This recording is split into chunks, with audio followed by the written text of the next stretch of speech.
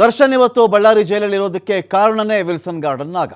ಈ Wilson garden ನಾಗ ಸಂಘಟಿತ ಅಪರಾಧಗಳ ಒಂದು ಕಾಯ್ದೆ ಅಡಿಯಲ್ಲಿ ಜೈಲು ಸೇರ್ಕೊಂಡಿರ್ತಾನೆ. ಆರ್ಗನೈಸ್ಡ್ ಕ್ರೈಮ್ ಅಂತಾರೆ. ಆರ್ಗನೈಸ್ಡ್ ಅಂದರೆ ಯಾರೋ ಒಬ್ಬ ಹೋಗೋದು, ಏನೋ ಒಂದು ಯಾರಿಗೋ ಹೊಡೆದು ಬಿಡೋದು, ಬಡ್ದು ಬಿಡೋದು, ಏನೋ ಒಂದು ಮನೆಗೆಳ್ತನ ಮಾಡಿಬಿಡೋದು, ಯಾರ ಬಳಿಲೂ ವಸೂಲಿ ಮಾಡಿಬಿಡೋದಾದರೆ ಅದೆಲ್ಲ ಸಂಘಟಿತ ಅಪರಾಧಗಳ ವ್ಯಾಪ್ತಿಗೆ ಬರಲ್ಲ.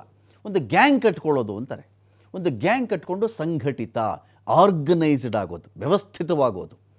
ಒಬ್ಬರನ್ನ ಬೆದರಿಸ್ಬೇಕಾ, ಹೆದರಿಸ್ಬೇಕಾ, ಕಿಡ್ನ್ಯಾಪ್ ಮಾಡಬೇಕಾ, ಲೂಟಿ ಮಾಡಬೇಕಾ, ಬ್ಲ್ಯಾಕ್ ಮೇಲ್ ಮಾಡಬೇಕಾ, ಹಫ್ತಾ ವಸೂಲಿ ಮಾಡಬೇಕಾ, ಒಂದು ಟೀಮ್ ಥರ, ಒಂದು ಸಂಸ್ಥೆ ಥರ ಕಟ್ಕೊಂಡ್ಬಿಡ್ತಾರೆ ಇವರು. ಒಂದು ಸಂಸ್ಥೆ. ಇದಕ್ಕೆ ಒಬ್ಬೊಬ್ಬರನ್ನ ಹ್ಯಾಂಡಲ್ ಮಾಡ್ತಾ ಇರ್ತಾರೆ, ಆಪ್ರೇಟ್ ಮಾಡ್ತಾ ಇರ್ತಾರೆ. ಒಬ್ಬರು ಹೊಡಿತಾರೆ, ಒಬ್ರಿಗೆ ಬಡಿತಾರೆ, ಒಬ್ಬರನ್ನ ಹೆದರಿಸ್ತಾರೆ, ಬೆದರಿಸ್ತಾರೆ, ಮರ್ಡ್ರೇ ಮಾಡಿಬಿಡ್ತಾರೆ, ವಸೂಲಿ ಮಾಡ್ತಾರೆ, ಯಾವುದೋ ಖಾಲಿ ಜಾಗಕ್ಕೆ ಬೇಲಿ ಹಾಕ್ಸ್ಬಿಡ್ತಾರೆ, ಕೇಳಕ್ಕೆ ಬಂದರೆ ಹೆದರಿಸ್ತಾರೆ, ಆ ಜಮೀನು ಕಬಳಿಸ್ಬಿಡ್ತಾರೆ.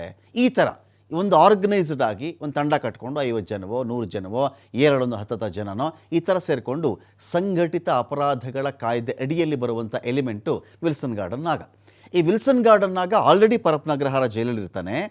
ದರ್ಶನ್ ಆ್ಯಂಡ್ ಗ್ಯಾಂಗ್ ಇದೇ ರೇಣುಕಾಸ್ವಾಮಿ ಕೊಲೆ ಆರೋಪ ಹೊತ್ಕೊಂಡು ಪರಪ್ಪನಗ್ರಹಾರ ಜೈಲಿಗೆ ಬಂದಾಗ ಅಷ್ಟು ಹೊತ್ತಿಗಾಗಲೇ ಇವನು ಅಲ್ಲಿ ಪ್ರಬಲ. ಸುಮಾರು 8 ಮರ್ಡರ್ ಕೇಸ್ಗಳಲ್ಲಿ ಬೇಕಾಗಿರತಕ್ಕಂಥ ವ್ಯಕ್ತಿ ಇವನು. 8 ಮರ್ಡರ್ ಕೇಸ್ಗಳಿದೆ ಇದೇ ವಿಲ್ಸನ್ ಗಾರ್ಡನ್ ನಾಗನ ಮೇಲೆ. ಮೊದಲಿಗೊಬ್ಬ ಕಳ್ಳ ಇವನು, ಸಾಮಾನ್ಯ ಕಳ್ಳ. ಮೊದಲಿಗೆ ಗಾಡಿ ಕಳ್ತನ ಮಾಡ್ತಿದ್ದಂಥವನು, 2 ವೀಲರ್ ಕದ್ದಿರೋ ಆರೋಪ ಕೂಡ ಇವತ್ತಿಗೂ ಇವನು ಫೇಸ್ ಮಾಡ್ತಾನೆ. ಇರಲಿ, ಇವನೇನು ಮಾಡ್ತಾನೆ, ಪರಪ್ಪನಗ್ರಹಾರ ಜೈಲಲ್ಲಿದ್ದಾಗ ಅಲ್ಲಿ ಒಂದು ಬಹಳ ನಡೀತಾ ಇತ್ತು. ಪರಪ್ಪನಗ್ರಹಾರ ಜೈಲನ್ನೇ ಒಂಥರ ಮನೆ ಥರ ಮಾಡ್ಕೊಂಡ್ಬಿಟ್ಟಿದ್ದ ಇವನು. ಇದೇ ಸಂದರ್ಭದಲ್ಲಿ ದರ್ಶನ್ ಸಖ್ಯ ಬೆಳೆಸಿಕೊಂಡರೆ ತಾನಿನ್ನೂ ಕೂಡ ತನ್ನನ್ನು ಎಸ್ಟಾಬ್ಲಿಷ್ ಮಾಡ್ಕೊಳ್ಬಹುದು ಅನ್ನೋ ಕಾರಣಕ್ಕೆ ದರ್ಶನ್ ಸಖ್ಯವನ್ನು ಬೆಳೆಸ್ತಾನೆ. ಇವನಿಗಿಂತ ಮುಂಚೆ ದರ್ಶನ್ ಸಂಘಕ್ಕೆ ಬಂದಿದ್ದು ಬೇಕ್ರಿ ರಘು ಅಂತ, ಸೈಕಲ್ ರವಿ ಶಿಷ್ಯ ಬೇಕ್ರಿ ರಘು. ಈ ಬೇಕ್ರಿ ರಘು ಬಂದ ಮೇಲೆ ಆನಂತರ ಎಂಟ್ರಿ ಆಗೋದೇ ಈ ವಿಲ್ಸನ್ ಗಾರ್ಡನ್ ನಾಗ. ಇದು ಎಂಟ್ರಿ ಆಗಿದ್ದೇ ದರ್ಶನ್ಗೆ ಪರಪ್ಪನಗ್ರಹಾರ ಜೈಲಲ್ಲೂ ಗ್ರಹಚಾರ ಕೆಟ್ಟಬಿಟ್ಟಿತ್ತು.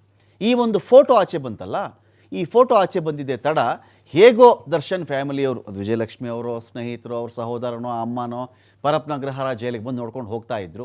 ಆದರೆ ಯಾವಾಗ ರಾಜಾತಿಥ್ಯದ ವಿಚಾರ ಆಚೆಗೆ ಬಂತೋ, ಈ ಫೋಟೋ ಆಚೆಗೆ ಬಂತೋ, ದರ್ಶನಿಗೆ ಮತ್ತೆ ಟೈಮ್ ಕೆಡ್ತು. ದರ್ಶನನ್ನು ಬಳ್ಳಾರಿ ಜೈಲಿಗೆ ಹಾಕಿದ್ರು. ಇದೀಗ ಅಮ್ಮನ ನೋಡಬೇಕು. ಈಗ ಅಮ್ಮಂಗೂ ಪಾಪ ಬರೋಕ್ಕೆ ಕಷ್ಟ ಆಗುತ್ತೆ ಅಲ್ಲಿಗೆ, ಬಳ್ಳಾರಿ ಜೈಲಿಗೆ ಮತ್ತೆ ಹೋಗಿ ಬರೋಕ್ಕಾಗುತ್ತಾ ಅಮ್ಮನಿಗೆ? ಆಗಲ್ಲ. ಪರಪ್ಪನಗ್ರಹಾರ ಜೈಲಲ್ಲಿದ್ದಾಗ ಹೇಗೋ ಬಂದು ನೋಡ್ಕೊಂಡು ಬಂದಿದ್ರು ಮಗನನ್ನು, ಮಗ ಹೇಗಿದ್ದಾನೆ ಅಂತ ಹೇಳಿ. ಈಗಾಗಲ್ಲ. ಇದಕ್ಕೆ ಕಾರಣ ಯಾರಪ್ಪ ಅಂದರೆ ಇದೇ ವಿಲ್ಸನ್ ಗಾರ್ಡನ್ ನಾಗ. ವಿಲ್ಸನ್ ಗಾರ್ಡನ್ ನಾಗನ ಪಕ್ಕದಲ್ಲಿ ಕೂತಿದ್ದಿದ್ದೇ ಇಷ್ಟೆಲ್ಲ ಸಮಸ್ಯೆ ಕಾರಣ ಆಯಿತು ಅಂತ. ಜೊತೆಗೆ ವಿಲ್ಸನ್ ಗಾರ್ಡನ್ ನಾಗನ ಹವಾ ಪರಪ್ಪನಗ್ರಹಾರದಲ್ಲಿ ನಡೀತಾ ಇತ್ತು.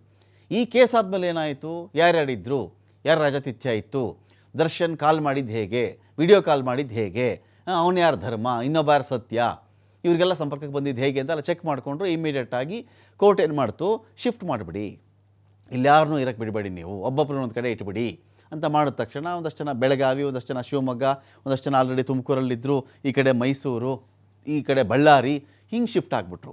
ಆದರೆ ನಾಗನ್ ನೋಡಿ, ನಾಗ ಅಲ್ಲೇ ಇದ್ದ, ಎಲ್ಲಿ ಪರಪ್ಪನಗ್ರಹಾರ ಜೈಲಲ್ಲೇ ಇದ್ದ. ಇದೀಗ ಇದೆಲ್ಲ ರಾಜಾತಿಥ್ಯ ಕೇಸೆಲ್ಲ ಬಂತಲ್ಲ, ಇದೆಲ್ಲ ವಿಚಾರಿಸ್ಕೊಂಡ್ರು. ನಾಗನ ಹಿಂದೆ ಪ್ರಬಲ ಸಚಿವರೊಬ್ಬರ ಶ್ರೀರಕ್ಷೆ ಕೂಡ ಇತ್ತು. ಕಾರಣ ರಿಯಲ್ ಎಸ್ಟೇಟ್ ವ್ಯವಹಾರಗಳಲ್ಲಿ ಲಕ್ಷಾಂತರ ಕೋಟ್ಯಾಂತರ ರೂಪಾಯಿಗಳ ಹೂಡಿಕೆ ಆಗಿತ್ತಲ್ಲ, ಅದನ್ನು ಇವನು ಹ್ಯಾಂಡಲ್ ಮಾಡ್ತಿದ್ದ ಅಂತ.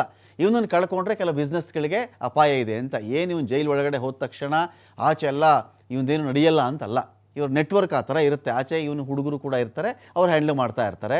ಸೊ ಇದೆಲ್ಲ ಶ್ರೀರಕ್ಷೆಗಳು ಎಲ್ಲ ಆದಮೇಲೆ ಕೋರ್ಟ್ ವ್ಯಾಪ್ತಿಗೆ ಇದು ಬಂತಲ್ಲ, ಕೋರ್ಟ್ ಇವತ್ತೇನು ಹೇಳಿದೆ, ಕಳಿಸಿ ಇವನನ್ನು, ಇವನೇನು ಸ್ಪೆಷಲ್ ಅಲ್ಲ, ಇವನ ಜೊತೆ ಇನ್ನೊಂದು 20 ಜನ ಇದ್ದರು, ಎಲ್ಲರನ್ನೂ ಕೂಡ ಬೇರೆ ಬೇರೆ ಜೈಲುಗಳಿಗೆ ಹಾಕ್ಬಿಡಿ ಅಂತೇಳಿ ಆರ್ಡರ್ ಮಾಡಿದೆ. ಹಾಗಾಗಿ ಈ ಪರಪ್ಪನಗ್ರಹಾರ ಜೈಲಿನ ರಾಜಾತಿಥ್ಯ ವಿಚಾರದ ಕಿಂಗ್ ಪಿನ್ ಇದ್ನಲ್ಲ ನಾಗ, ಇವನನ್ನು ಕಮಾಂಡ್ ಮಾಡ್ತಾ ಇದ್ದಾರೆ. ಯಾವ ಜೈಲಿಗೆ ಅಂದರೆ ಕಲಬುರಗಿ ಜೈಲಿಗೆ. ಮೊದಲಿಂದ ಕೂಡ ಒಂದು ಮಾತಿದೆ, ಗುಲ್ಬರ್ಗ ಜೈಲು ಅಂದರೆ ಒಂಥರ ಭಯ. ಅಯ್ಯೋ ಗುಲ್ಬರ್ಗ ಜೈಲ, ಕೆಲವರು ಹೇಳ್ತಾರೆ ನೀರು ನೆರಳಿದಿರೋ ಜಾಗ ಕಣಪ್ಪ ಅದು ಅಂತ ಹೇಳಿ. ಆ ತರಹದ ಜೈಲಿಗೆ ಸದ್ಯಕ್ಕೆ ನಾಗ ಶಿಫ್ಟ್ ಆಗ್ತಾ ಇದ್ದಾನೆ. ವಿಲ್ಸನ್ ಗಾರ್ಡನ್ ನಾಗ ಸೇರಿಕೊಂಡು 20 ಜನ ಕೂಡ ಬೇರೆ ಬೇರೆ ಜೈಲಿಗೆ ಸ್ಥಳಾಂತರ ಆಗ್ತಾ ಇದ್ದಾರೆ. ಅಷ್ಟರ ಮಟ್ಟಿಗೆ ಪರಪ್ಪನಗ್ರಹಾರ ಜೈಲು ಒಂಥರ ಖಾಲಿ, ಇವನ ಹವಾದಿಂದ ಖಾಲಿ ಆಯಿತು ಅಂತ ಹೇಳಬಹುದಾಗತ್ತೆ. ಬೇರೆ ಬೇರೆ ಕೇಸ್ಗಳಿಗೆ ಸಂಬಂಧಪಟ್ಟಂತೆ ಇವನು ಪರಪ್ಪನಗ್ರಹಾರ ಜೈಲು ಸೇರಿಕೊಂಡಿದ್ದ. ಇದೀಗ ಇವನನ್ನು ಬೇರೆ ಕಡೆಗೆ ಎತ್ತಂಗಡಿ ಮಾಡ್ತಾ ಇದ್ದಾರೆ. ಜೈಲಿನ ಭಾಷೆಯಲ್ಲಿ ಕಮಾನ್ ಮಾಡೋದು ಅಂತಾರೆ, ಒಂದು ಜೈಲಿಂದ ಇನ್ನೊಂದು ಜೈಲಿಗೆ ಕಳಿಸೋದು ಅಂತಾರೆ. ಆ ಒಂದು ಆದೇಶವನ್ನು ಇವತ್ತು ಕೋರ್ಟ್ ಮಾಡಿದೆ. ಹಾಗಾಗಿ ಇವನಿದೀಗ ಗುಲ್ಬರ್ಗ ಜೈಲಿಗೆ ಹೋಗ್ತಾ ಇದ್ದಾನೆ.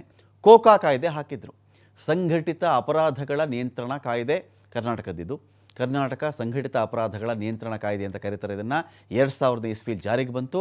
ಒಂದಷ್ಟು ಜನ ನಟೋರಿಯಸ್ ರೌಡಿಗಳು ಸೇರಿಕೊಂಡು, ರೌಡಿ ಶೀಟರ್ಗಳು ಸೇರಿಕೊಂಡು ಒಂದು ಗುಂಪು ಕಟ್ಟಿಕೊಂಡು ಕಿಡ್ನ್ಯಾಪ್ ಸೇರಿ, ಹಫ್ತಾ ವಸೂಲಿ ಸೇರಿ ಹೆದರಿಸೋದು, ಬೆದರಿಸೋದು, ಚುಡಾಯಿಸೋದು, ಕೊಲೆ ಮಾಡಿಬಿಡೋದು, ಹಾಫ್ ಮರ್ಡರ್ ಮಾಡೋದು, ಥ್ರೆಟ್ ಮಾಡೋದು, ಈ ರೀತಿ ಬೇರೆ ಬೇರೆ ರೀತಿಯಲ್ಲಿ ಹಣಕಾಸಿನ ವ್ಯವಹಾರಗಳು ಎಲ್ಲಕ್ಕೂ ಸಂಬಂಧಪಟ್ಟಂತೆ ಇವರ ಪಾತ್ರ ಇರುತ್ತಲ್ಲ, ಇಂಥ ಎಲ್ಲ ಗುಂಪುಗಳನ್ನು ಮಟ್ಟ ಹಾಕಬೇಕು ಅಂತಲೇ ಕರ್ನಾಟಕದ ಕಡೆಯಿಂದ ಮಾಡಿದಂಥ ಒಂದು ಆ್ಯಕ್ಟ್ ಇದು.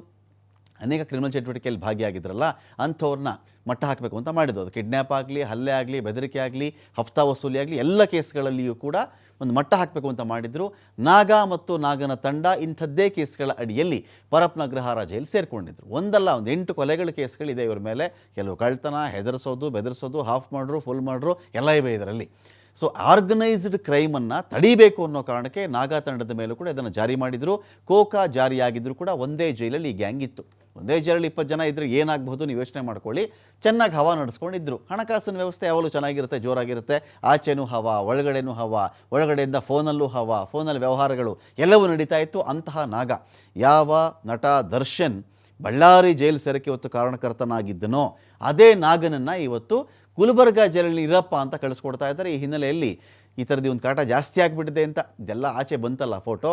ಆಮೇಲೆ ಪಾಪ ಜೈಲಧಿಕಾರಿಗಳು ಇವನನ್ನು ಈ ಥರ ನೀವು ಕಳಿಸ್ಬಿಡಿ ಬೇರೆ ಕಡೆಗೆ ಅಂಥೇಳಿ ಒಂದು ಅರ್ಜಿಯನ್ನು ಹಾಕ್ಕೊಂಡಿದ್ರು.